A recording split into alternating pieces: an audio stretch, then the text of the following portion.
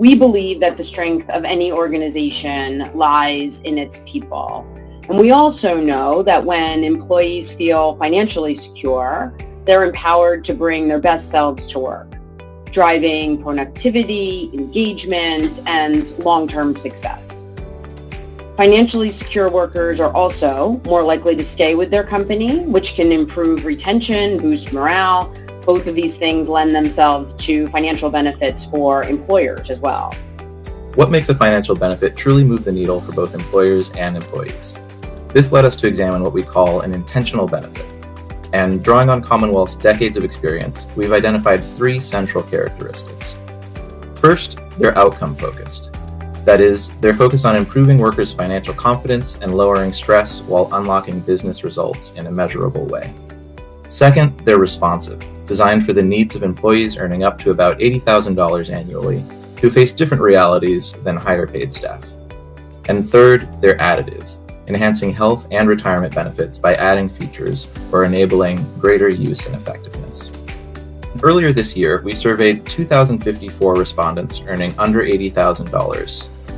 Our results feature significant samples from 7 key industries: food service, retail, hospitality, healthcare, manufacturing, delivery and transportation, and financial services. Building savings is a top priority for workers earning LMI, with 4 of the top 5 financial priorities being savings related.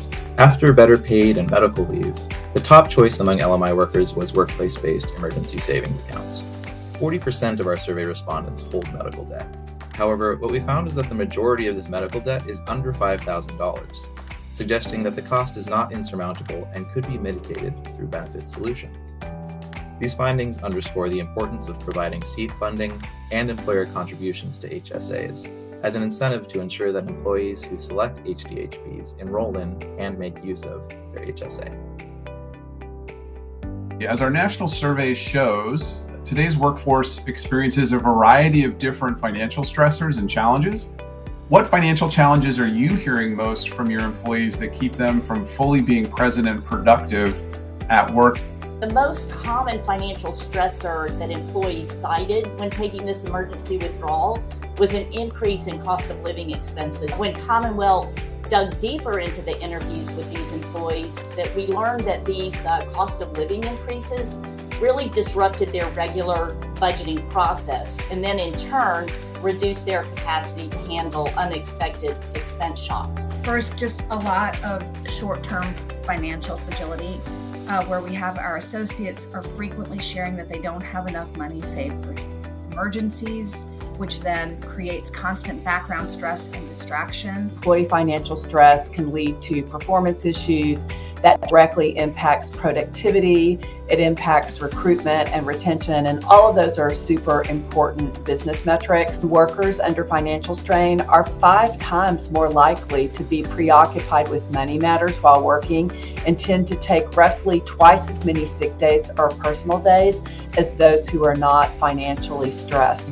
You know, as human resource leaders, business benefit providers, executives watching this webinar, consider implementing or enhancing workplace benefits to achieve financial win-wins that can also, as we've heard from Tracy, improve mental health by reducing financial stress and helping people be present and show up and do their jobs.